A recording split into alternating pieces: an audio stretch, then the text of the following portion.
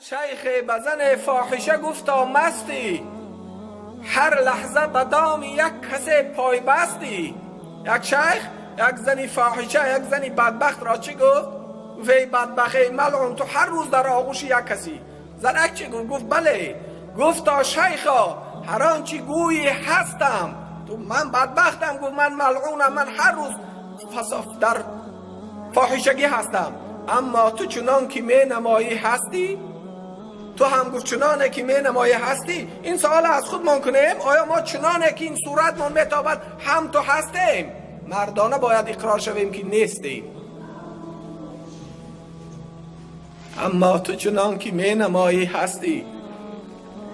خدا گفت در آشکار قانونی مرا نادیده می گرفته، در پنهانی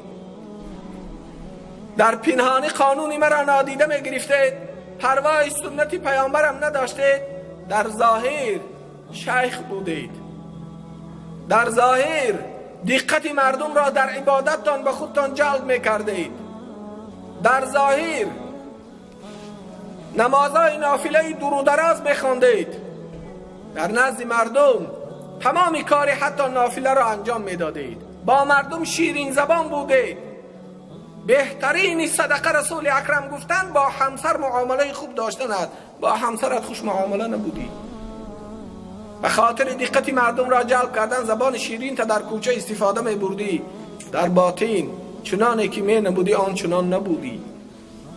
امروز خداوند می گوید اکنون بچشید عذابی سخت، عذابی دردناک، عذابی جانگداز را بچشید و همه ثوابهای چون این شخصهای ریاکار برباد رفته است.